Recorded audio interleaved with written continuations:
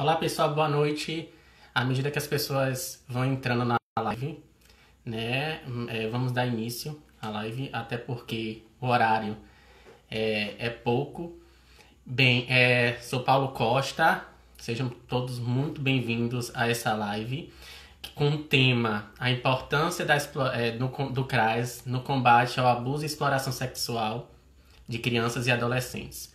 Hoje temos como convidada a mestre e psicóloga Alana Nagai, né? Ela é mestre pela Universidade Federal de Sergipe, coordenadora do Centro de Referência de Assistência Social da cidade de Aduxim, na Bahia.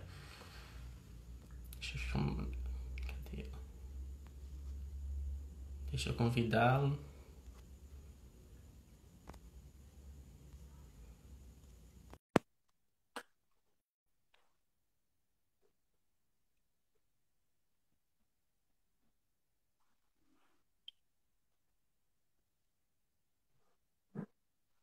Vamos aguardar aqui a Alana.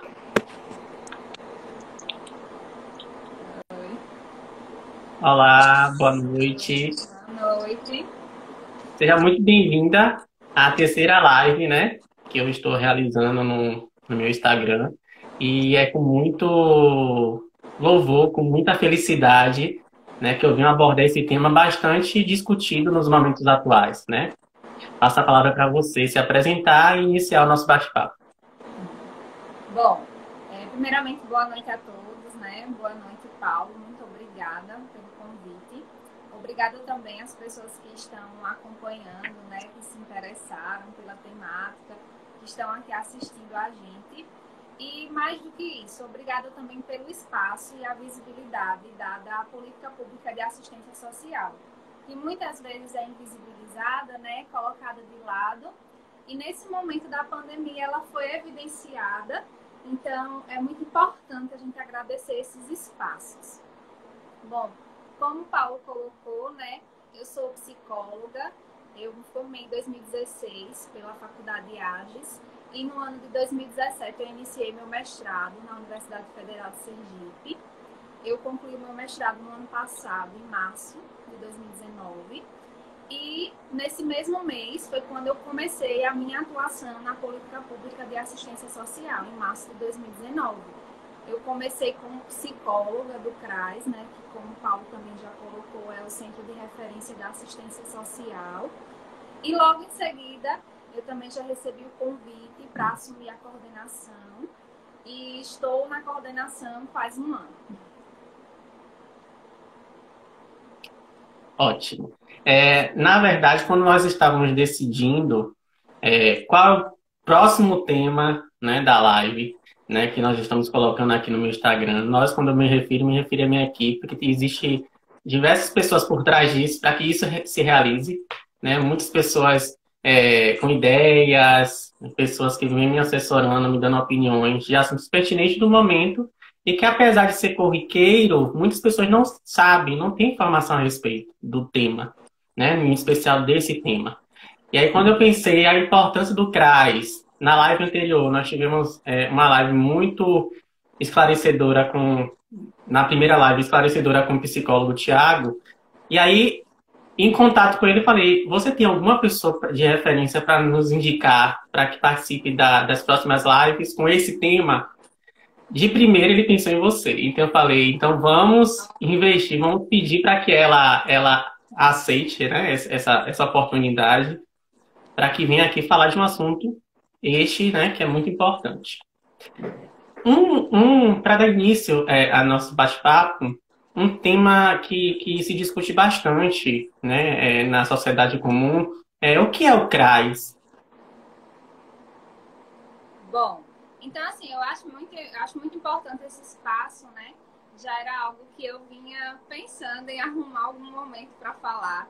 Sempre que eu tenho a oportunidade, né, de estar em algum ambiente para desenvolver alguma ação do CRAS, eu sempre começo a minha fala explicando o que é o CRAS, porque eu acho assim, por mais que a gente está com algumas pessoas acompanhando, eu acredito que todas as pessoas que estão acompanhando conhecem a Secretaria de Assistência pelo CRAS. Quando se fala em assistência, a gente já lembra do CRAS. Mas eu acredito que por mais que esse CRAS seja essa referência, conhecem pouco sobre o trabalho que realmente é feito lá dentro, né?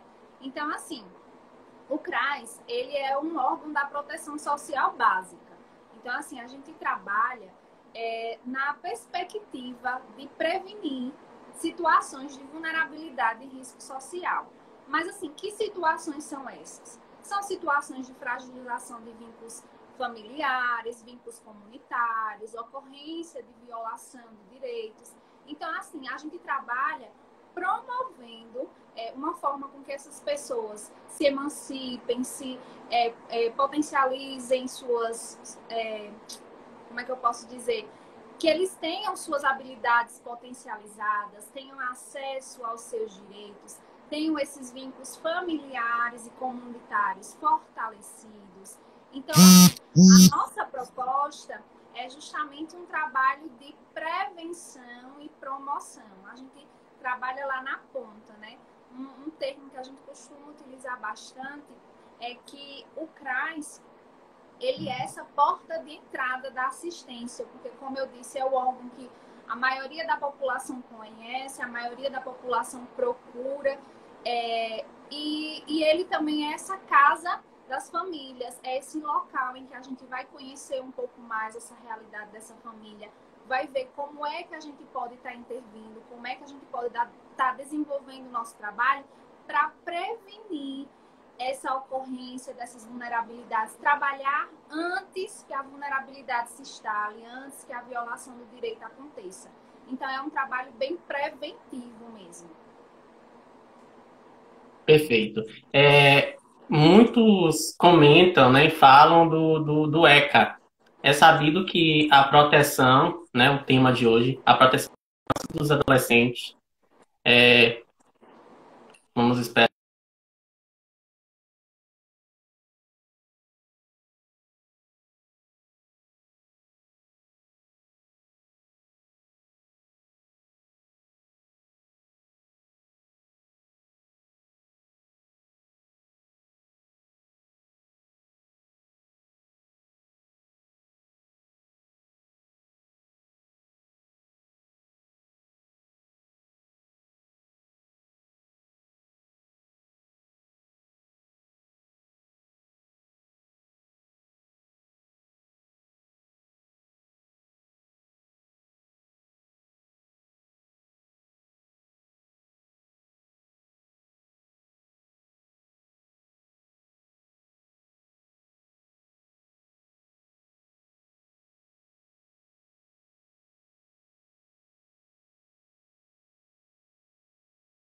ECA 8.013 de julho de 1990. Dentro desse processo, devemos... Um pouquinho Sim, aqui. tranquilo, estou continuando o raciocínio aqui e já voltando. E dentro dessa lei existe o conselheiro tutelar, né? Ou as conselheiras. Esses conselheiros são inseridos no conselho tutelar, dá-se o nome desse. Na verdade, não é nem órgão, é estrutura, porque ele não tem vínculo nenhum com o governo, né? São autônomos.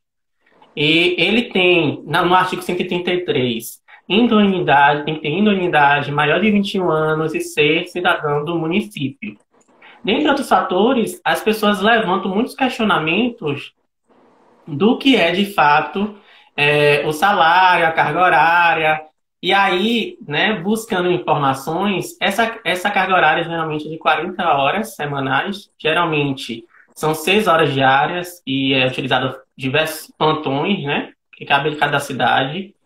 Dentro disso, é pago um piso salarial que não é seguido, né? Tem municípios que pagam mais, tem municípios que pagam esse piso, se eu não me engano, de 1.464. Fora as horas extras, né? Que esses funcionários podem, né, cumprir e ganhar em cima disso. Por que eu quero chegar a esse ponto? Muitas pessoas só ouvem falar do conselheiro tutelar ou a conselheira tutelar em épocas da eleição, que existe a eleição, né? É algo cidadão para eleger cada conselheiro e cada conselheira.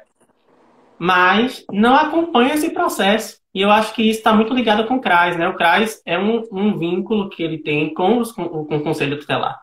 Isso acho que você pode explicar melhor dentro das suas limitações. Bom, assim, eu vou partir, como você colocou bem, pelo campo que eu acredito que é onde surge, né, essa relação. Que assim, eu costumo dizer, e não só eu, né, eu costumo dizer, baseado mesmo no próprio ECA, né, que quando se fala de criança e adolescente é prioridade. Criança e adolescente é dever de todos, é dever da sociedade. Proteger esses direitos é dever da sociedade, é dever da família, é dever do Estado. Então, assim, com relação, eu vou falar no sentido do trabalho, né, que a gente desenvolve aqui em parceria com o Conselho. Então, com relação à parceria que a gente desenvolve, é muito no sentido de que a gente sabe que o trabalho do conselheiro, e assim como qualquer outro trabalho, ele tem a sua limitação de atuação. Eles vão até certo ponto, que não é um trabalho investigativo, não é um trabalho policial, né? E vai existir o limite daquela atuação. E é justamente nesse contexto que a gente tem a nossa parceria de trabalho, né? Quando eles percebem que alguma demanda vai além, que alguma demanda realmente toca nesse sentido de fragilização de vínculos, quando a família está com os vínculos bem fragilizados, quando a família está numa situação realmente de risco, né? De possível violação de direito, ou até mesmo quando o direito já foi violado, e aí que eles vão fazer os devidos encaminhamentos para os sistemas judiciais, mas eles vêm fazer esse trabalho de parceria, de encaminhar para o CRAS, de fazer visita conjunta, da gente conjunto de técnicas, né? O equipamento que vão dar esse resultado.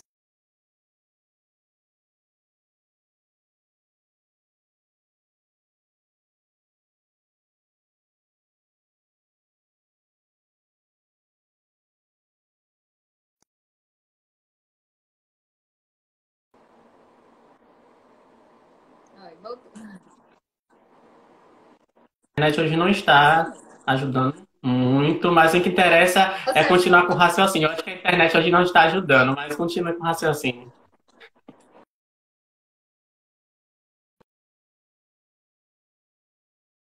sim, o trabalho de parceria que a gente faz, né? Até que ponto a gente precisa de um olhar de um assistente social, até que ponto a gente precisa de uma intervenção, de uma escuta, de um acolhimento pelo psicólogo. Então, assim, muitas vezes há esse encaminhamento para o próprio CRAS, muitas vezes a gente desenvolve essa visita em conjunto, porque o conselho foi quem primeiro chegou àquela família, então tem um vínculo maior, vai ser a nossa porta de entrada para chegar até aquela realidade, né?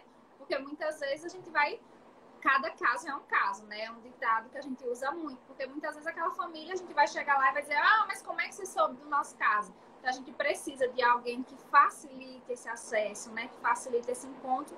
E aí, quando o Conselho Tutelar faz essa visita e percebe, né, o seu limite de atuação e chega junto até o CRAS para que a gente também encaminhe, venha contribuir, né, com o nosso trabalho técnico, aí a gente faz esse trabalho de parceria, esse trabalho de encaminhamento, e assim vai. Sempre com respaldo também de estar dando uma devolutiva ao conselho, né?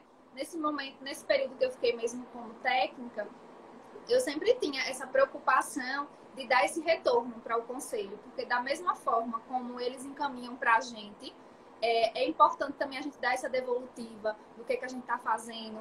Ó, conselho, a gente foi na casa, mas a família não tá. Vamos lá também de novo e vamos conversando, né? E trocando, tendo essa troca.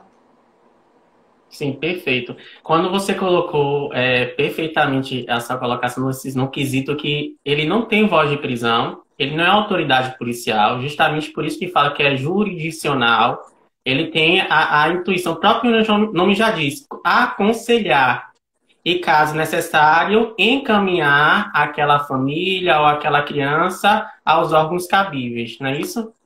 Justamente.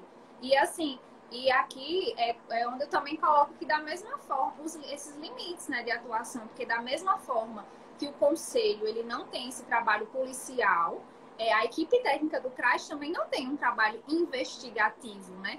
A gente proporciona o acolhimento, a escuta, o atendimento, o acompanhamento àquela família, mas não é no sentido de investigar aquela família, né? A investigação vai ser feita lá pela justiça, a depender da situação, né? O nosso trabalho é mesmo de estar fortalecendo aqueles vínculos, de estar promovendo acesso aos direitos, de estar fazendo essa promoção, essa prevenção junto com a família. Perfeito. Outra colocação diante ao tema proposto, levanta-se muitas opiniões, com certeza, em relação qual é o papel do CRAS no combate da exploração das crianças e adolescentes. Pronto. Então, assim, nesse sentido, eu vou trazer uma visão um pouco mais da parte da coordenação mesmo, né? Então, assim, como eu já fiz questão de frisar aqui um pouquinho desse papel, desse CRAS, né? O que é que a gente pode desenvolver em termos de ação? Já que o sentido é prevenir, é promover, a gente faz um trabalho de mobilização social, a gente faz um trabalho de conscientização. Então, a gente desenvolve ações junto a essa população, né? Seja junto aos serviços que fazem parte da rede socioassistencial, que aí a gente tem o programa Primeira Infância no SUS, a gente tem o serviço de convivência e fortalecimento de vínculos, e a gente projeta, né, ações, atividades, oficinas, palestras, para serem desenvolvidas junto com o usuário, junto com a equipe, né, preparar a equipe para trabalhar essa temática, junto para a população como um todo, a sociedade como um todo, não só o usuário que é vinculado. Então, assim, o nosso trabalho é mesmo no sentido de conscientizar aquela população. Se é para a gente prevenir, a gente precisa mostrar o que é que a gente está prevenindo, né? A população precisa estar consciente, precisa estar informada. E aí, assim, a nível um pouco mais prático, eu acho interessante citar formas de como é que isso pode ser feito. E aí eu vou citar dois exemplos bem distintos. No ano de 2019, nós desenvolvemos, nesse sentido, o projeto, né? Então, o meu trabalho foi no sentido de programar, de projetar, de elaborar ações que fossem desenvolvidas, né, junto a essa rede. Então, a gente tem um cronograma de atividades no serviço de convivência, no programa Primeira Infância no SUAS, né, junto com as visitadoras. E aí, a gente devolveu isso à sociedade em o que a gente chamou de um ato social. Então, foi uma ação a nível de secretaria.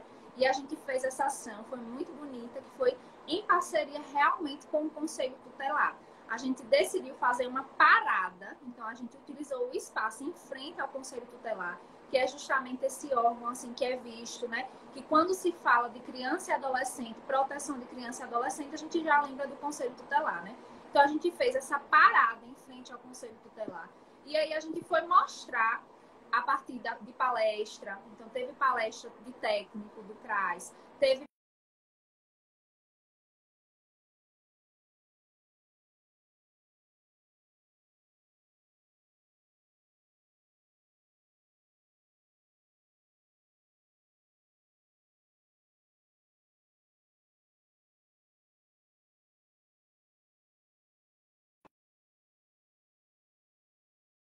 a gente convida a família, a gente fez convite para envolver a educação, então a gente convidou todas as escolas para estarem participando, assistindo, e a gente fez uma parceria também muito interessante com a saúde, com a equipe do NASF, que também trouxe uma contribuição nesse evento.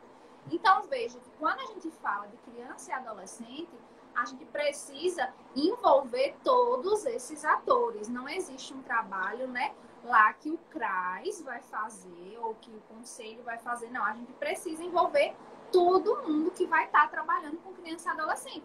Porque aquela mesma criança e adolescente que está no serviço é a mesma que está na escola, é a mesma que está no PS, no postinho, né? Então, a gente precisa trabalhar com todos esses profissionais que estão atendendo. Perfeito, perfeito sua colocação. E assim, salientar a importância do Disque 100, né? Em caso de denúncia, Disque 100. Lembrando que, assim, ao ligar, ninguém é identificado, é totalmente sigiloso a denúncia, certo? Ninguém precisa ter medo de denunciar, até porque a sociedade comum, a sociedade civil é muito importante nesse processo. Só o conselheiro tutelar por si só não consegue combater sozinho, né? Então, isso agora continuando, né? Isso eu trouxe uma perspectiva de 2019, em que não existia coronavírus, em que não existia medida de distanciamento social. E aí, 2020, o que é que a gente faz? Meu Deus, a gente não pode fazer uma passeada, a gente não pode fazer uma palestra, os nossos serviços não estão tendo encontros coletivos. Como é que a gente desenvolve essa ação? E foi aí que a gente utilizou, né, esse recurso que é a internet, né, que quando ela é bem utilizada, ela tem ferramentas fantásticas, e a gente desenvolveu essa ação numa modalidade online. Então, esses mesmos trabalhos, né, semelhantes que a gente desenvolveu no ano anterior, a gente fez numa perspectiva de vídeos que foram compartilhados nas redes sociais, que foram compartilhados nos nossos grupos de WhatsApp, junto às famílias que a gente acompanha. Então, de certa forma, é aquele velho ditado que está sendo utilizado, é o ditado, na verdade, que está sendo utilizado nesse momento. A gente está em distanciamento físico, mas não em prática, não em atuação, não em contato, né, com o nosso usuário. Então, a gente foi fazendo esse material, encaminhando, mandando pelos grupos, postando nas redes. Aí a gente teve fala também nesse sentido da equipe fazendo oficinas. A gente teve uma fala um vídeo muito legal que foi o conselho e o programa Primeira Infância no SUAS. Então, assim, a gente sempre está reforçando, né, e tentando fazer o máximo para estar trabalhando junto com essa equipe do conselho, principalmente quando se fala de criança e adolescente. E aí, assim, nesse sentido, rapidinho, nesse sentido, a gente fala em termos de ação, né? Mas a gente precisa lembrar que o CRAS é um equipamento de portas abertas e que também vai estar recebendo muitas vezes a família que passou por essa situação. Então, também não quer dizer que o CRAS também não possa ser esse órgão, essa primeira, onde vai chegar o caso, né? Onde vai ser desenvolvido a escuta, né? O acolhimento, a gente vai ver quais são os órgãos que a gente vai acionar nesse momento, né? Para onde é que vai ser encaminhado, o atendimento que vai ser feito para a criança ou adolescente e para a família. Então, assim, também tem essa parte, né, que a gente não pode só falar, prevenção, prevenção, prevenção, mas e quando o caso acontece, quando chega um caso no CRAS, né? Então, a gente precisa ter essa escuta sensibilizada, esse acolhimento, para a partir daí a gente ver quais são os desdobramentos, acionar o conselho, encaminhar para a equipe de saúde, ver direitinho o que é que vai ser feito. Perfeito. Você colocou também perfeitamente a questão mesmo em tempos de pandemia, o CRAS também é visto como órgão essencial. Não Sim. existe parar o serviço, assim como os conselheiros tutelares, porque a própria definição da lei diz que é um órgão permanente e sem vínculo. Ou seja, em meio de pandemia, ou até se não estivéssemos em pandemia, eles têm que estar em trabalho contínuo, porque é algo permanente, né? Outra coisa que gera muita curiosidade em questão assim dos profissionais envolvidos, né? Porque você é a coordenadora do CRAS aí na sua cidade, tem outros profissionais envolvidos nesse processo. Mas você, enquanto psicóloga, enquanto coordenadora, como é que você vê de importante nesse processo do combate ao abuso e exploração sexual de crianças e adolescentes? No caso da minha atuação? Sim, isso. A importância.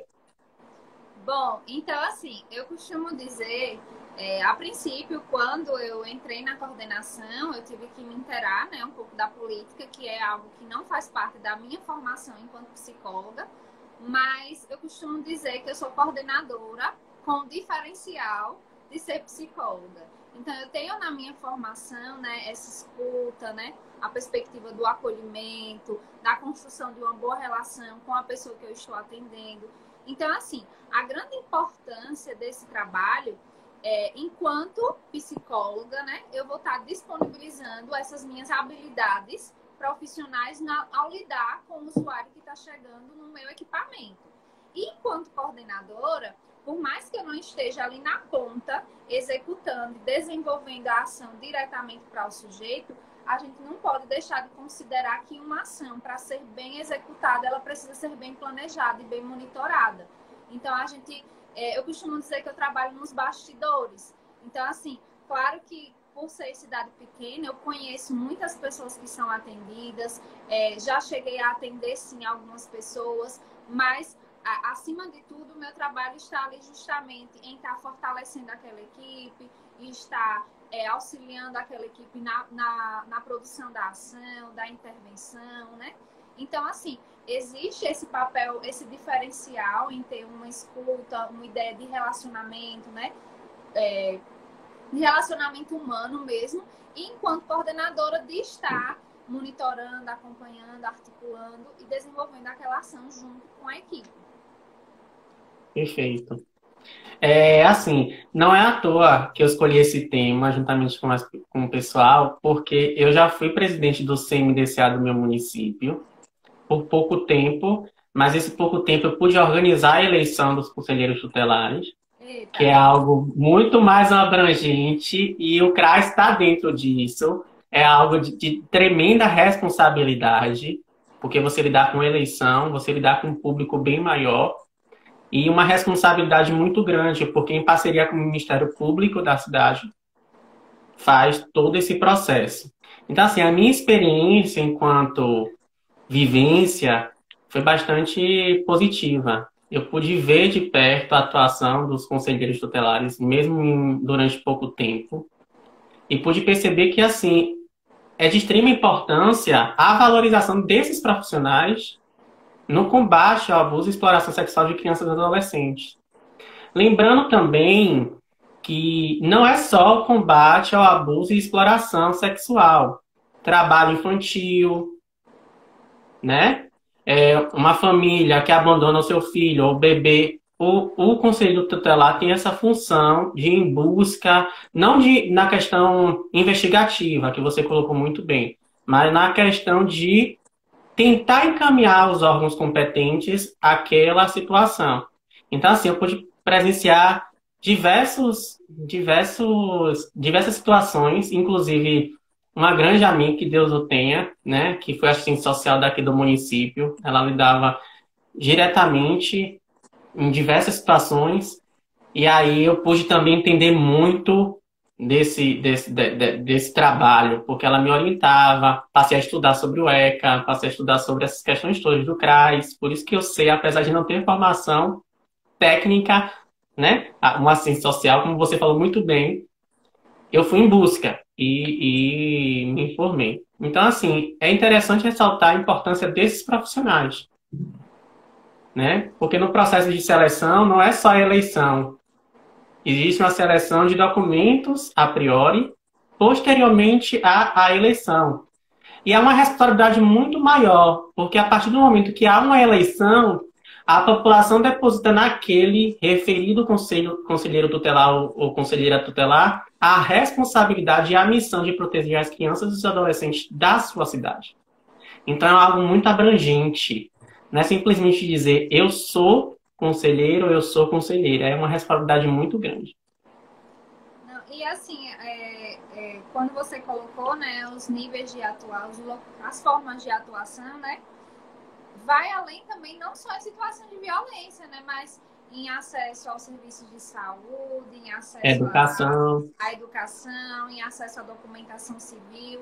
E assim, quando você coloca, né, que é um processo realmente de escolha delicado, e é necessário também um perfil, né, para ser conselheiro, né?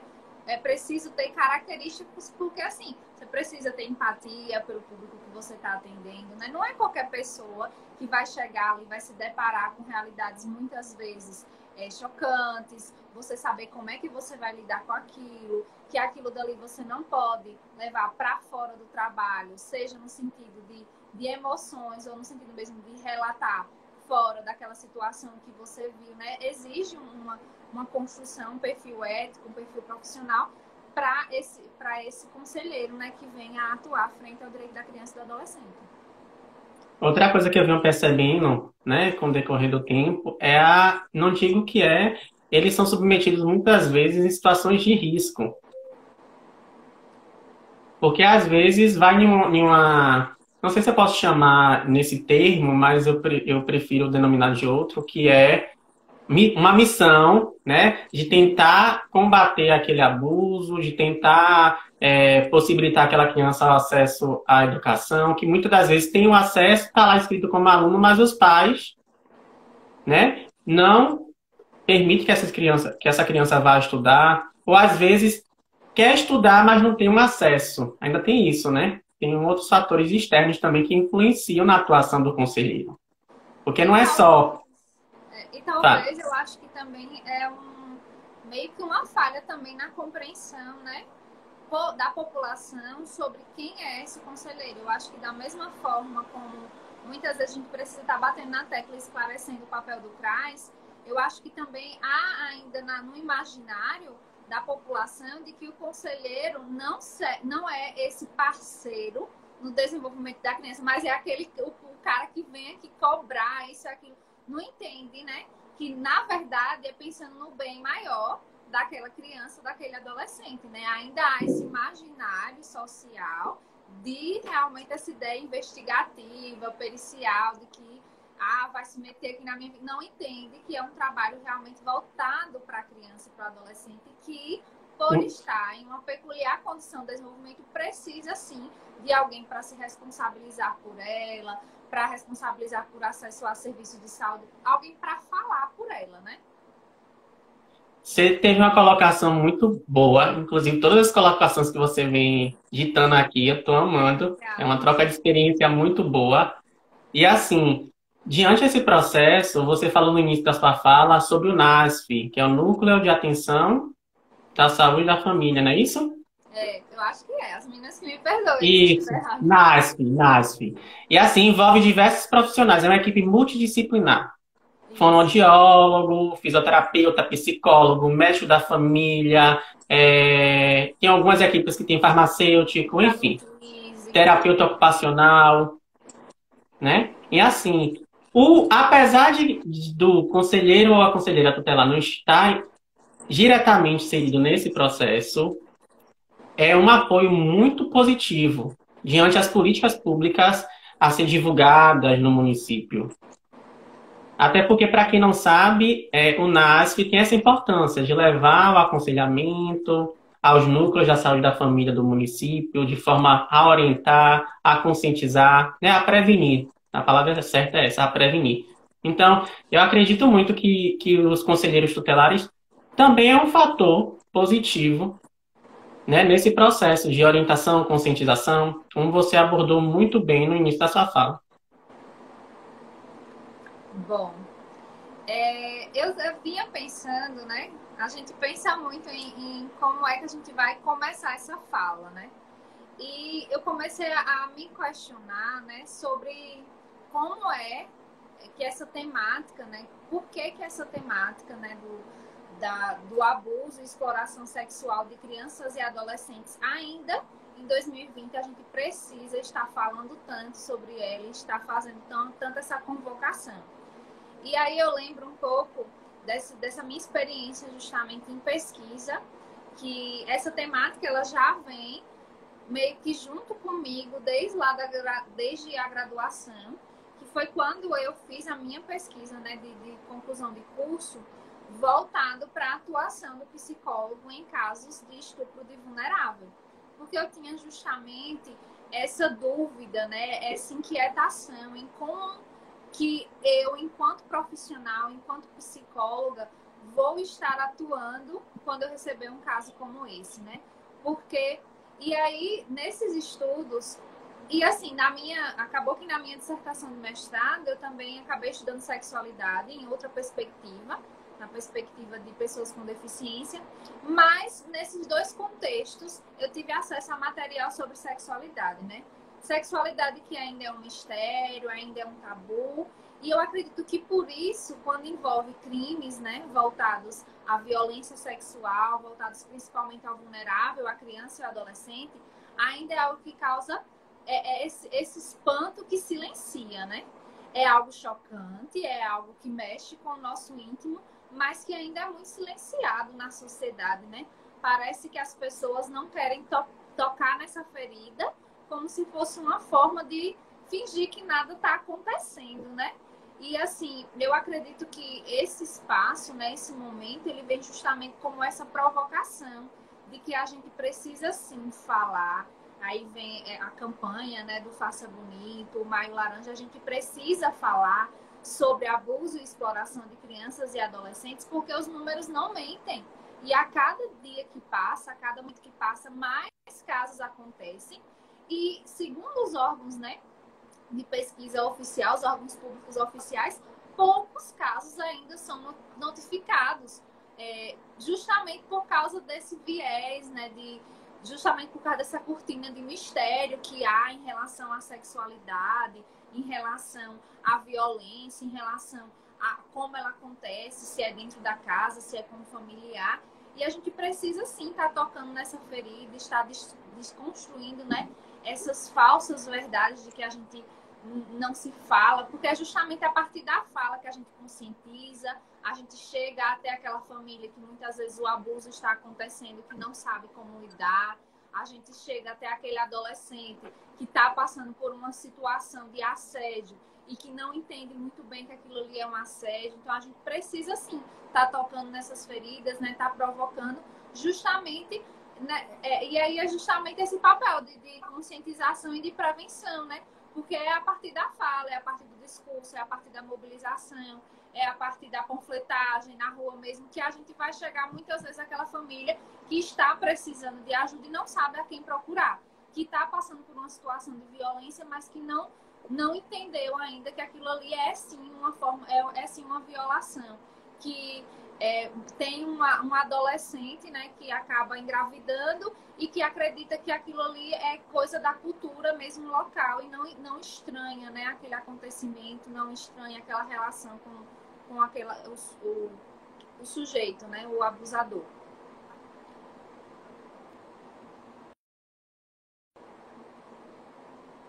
Travamos um pouquinho. Oi? Ai, voltou.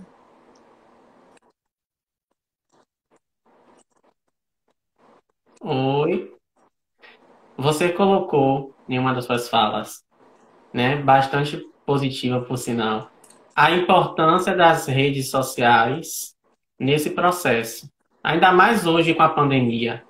A rede social vem fortalecer ainda mais a divulgação de informações positivas, né, quanto a esse processo, a importância do CRAS, a questão da denúncia, a questão da... Lembrando também, abrindo um parêntese, que não é só o mês maio. Devemos lembrar durante todo o ano em denunciar, em ligar para o Disque 100, né, a questão e combater, de fato, o abuso e exploração sexual das crianças e de adolescentes e também combater, caso aquela criança, aquele adolescente não esteja tendo acesso a uma educação, aos serviços essenciais de saúde, até da própria assistência social, porque muitas das vezes não sabe nem que tem, a família não sabe nem que tem os seus direitos, Uhum. né? E é justamente nesse sentido, né, que a gente... Eu fiz um vídeo, né, nessa campanha que a gente fez, que a gente também sempre tem os pós e os contras, né? Que como eu disse, assim, a internet ela vem ajudando bastante. Só que quando se fala de criança e adolescente, a gente não deixa o nosso papel de responsabilidade de vistoriar o que está sendo feito, como é que está sendo utilizada aquela rede social, né? E assim, nesse sentido, nesse vídeo eu coloquei justamente, né, a importância de que assim, o nosso trabalho ele acontece, nós enquanto profissionais, enquanto os usuários, a gente está tocando nesse assunto constantemente, em rodas de conversa, no nosso dia a dia, quando chega um caso. E essa ação do mês de maio é justamente o momento da gente ligar os holofotes para a sociedade. Porque assim, eu estou ali no meu equipamento de trabalho e eu constantemente estou recebendo esses casos. Mas eu preciso que essa sociedade também esteja consciente, esteja alerta, trabalhando comigo. Porque como eu já coloquei, não é só dever nosso enquanto profissional, né, do município, ou os profissionais do Estado, da União, mas é dever da sociedade e da família. Então é nesse momento que a gente convoca, né, que é justamente esse dia, né, de combate, né? A gente convoca essa sociedade para a luta junto com a gente, que não é só o nosso papel, porque a gente, quem está ali dentro de casa com a criança é a família, quem conhece o dia a dia da criança, as mudanças de comportamento, a baixa de rendimento é o professor, quem percebe traço físico, é o enfermeiro, é o médico, é o profissional lá da saúde. Então, a gente precisa ligar esses holofotes para mostrar, assim, também que a proteção de criança e adolescente não é setorizada, não é só no conselho tutelar que isso deve acontecer, né? Mas ela é dividida é uma responsabilidade compartilhada com a família, compartilhada com o Estado e compartilhada com toda a sociedade. As pessoas estão entrando, saindo, entrando, tá tendo uma rotatividade boa de pessoas. Mas eu sei que na live tem um conselheiro tutelar daqui da cidade. Inclusive, caso tenha alguma pergunta a fazer a nossa convidada, se possível, coloque aqui. Temos advogados também na live. Se possível, também colocar pergunta seria também positivo. Então, assim, é um momento de compartilhar, né, o conhecimento. Lembrando também que após a live, pode também, né, se a Alana permitir, tirar dúvidas, né, Alana? Isso é importante também, porque muitas das vezes as pessoas têm vergonha de perguntar, mas no privado pergunta.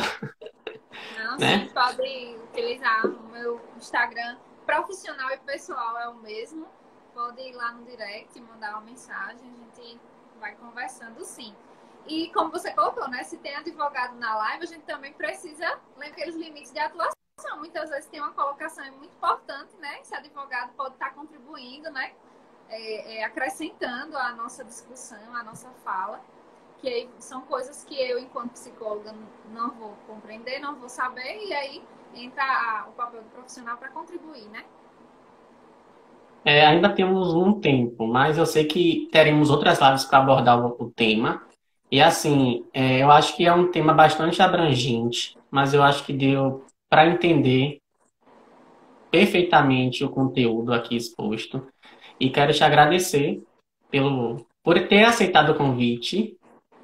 Convite este que é muito, apesar das pessoas acharem que é fácil, muitas pessoas não gostam de participar de live, É o ao né? vivo, Porque é né? algo É o ao porque vivo. algo ao vivo é algo ao vivo, é algo que pode acontecer de tudo, vários tipos de pergunta, não é algo organizado, elaborado sim na parte técnica, mas eu digo assim, das pessoas que vão entrar na live. Então a gente nunca sabe quem é o público.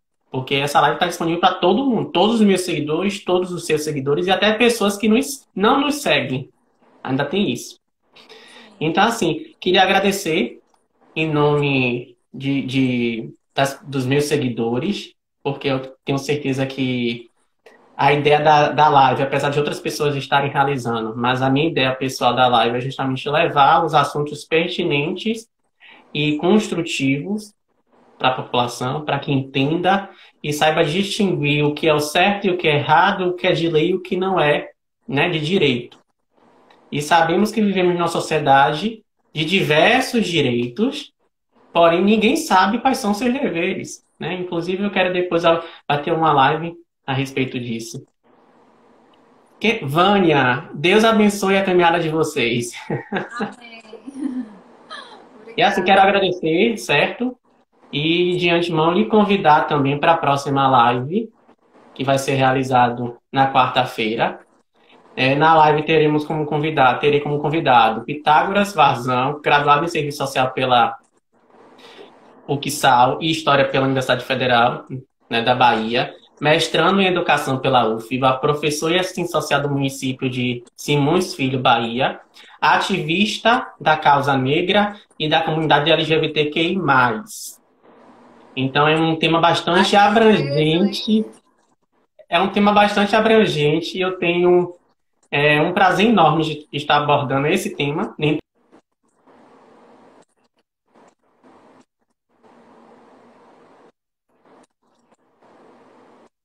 Convite. Passo a palavra para você, para os seus agradecimentos. Só deixando aí uma live de peso, muito, muito interessante, assim, e a versatilidade, né, de temas que você vem abordando. Parabéns desde já pela iniciativa, né? Que é muito importante utilizar esses canais de comunicação para que a gente possa estar informando, orientando, né? E capacitando a nossa população, né? E aí, assim, eu gostaria de agradecer essa oportunidade. Eu costumo dizer que as nossas falas, nossos encontros, assim, seja reuniões, sejam palestras, são bem no sentido de provocação, né? São rodas de conversa no sentido de provocar a temática, de não sempre reticências, né? As discussões sempre continuam. E aí, assim, como você comentou, você me disse, né, que tem alguns outros profissionais acompanhando, você tinha me dito que ia ter alguns conselheiros. Eu vou deixar 2 dicas de cursos para quem gosta da temática, para quem acha interessante, cursos que estão abertos. Eu vou dar uma pescadinha aqui. Um curso é pela Fundação Demócrito Rocha, com a carga horária muito boa, abrange não só a área de assistência, mas a área de educação, a área de saúde e a área também falando sobre o ECA, né? O que o nome dele é Curso Enfrentamento à Violência Sexual contra Crianças e Adolescentes. Fundação Demócrito é fácil de encontrar. E também está tendo um curso no canal Futura sobre Crescer Sem Violência, que também é nessa perspectiva. Então fica aí essas 2 dicas para todo mundo que está acompanhando, né? Lembre-se dos canais de comunicação. A gente tem o Conselho Tutelar, mas a gente também tem todos os equipamentos da assistência. A gente tem o CMDCA, a gente tem o CRAS, a gente tem o Disque 100, as polícias especializadas ou comuns. Então, assim, o importante é a gente não calar, a gente não fechar os olhos para essa realidade. E, assim, nesse momento de pandemia que a gente está vivendo, eu costumo dizer que a gente está num momento de reinvenção das nossas práticas. Estranho seria se a gente soubesse como lidar com essa situação. E eu também não gosto de receitas prontas. É muito importante a gente estar se reinventando e vendo como é que vai ser essa nossa atuação, né?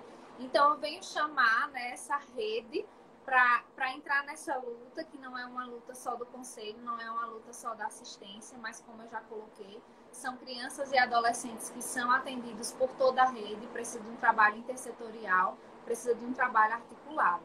Quero agradecer a todo mundo que acompanhou, né, as falas, quero agradecer a Paulo pelo convite e dizer que estamos aí à disposição, podem ir no direct e questionar. E estamos aí. Foi minha primeira live, gostei. Se tiver convite para a próxima também, podem, que a gente vai agilizando. Deixa eu divulgar também, né? E é isso. Muito obrigada, Paulo. Obrigada mesmo. Para finalizar, eu vou ler alguns comentários. Provavelmente devem ser pessoas da sua cidade, mas que eu acho importante ler aqui. Que Vânia, não sei, Vânia, verdade, precisamos da parceria de todos. Dan Rayane, parabéns pela explanação. Belíssimo. A explanação a respeito do CRAS, desenvolveu um trabalho belíssimo no nosso município. Lilian Menezes, parabéns pela iniciativa. Enfim, não dá para ler as mensagens de todos, mas eu quero agradecer imensamente.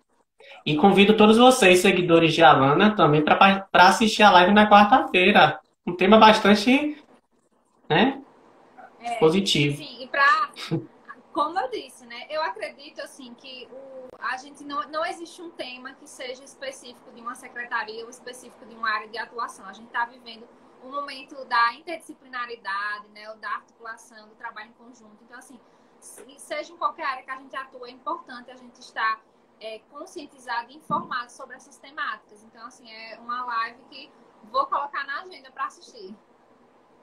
E já soube, né, que é de peso, é uma pessoa de peso que vem aí, então só contribuir, né? Só contribuir. Você não sabe o quanto eu estou feliz em ter essas pessoas até então, de convidados, e em ter também os próximos convidados, porque eu tenho certeza que vai contribuir bastante, né, com conteúdos que é bastante discutido, né, nos dias de hoje. Então, obrigado a você, obrigado a todos e até a próxima. Obrigada. Tchau, gente.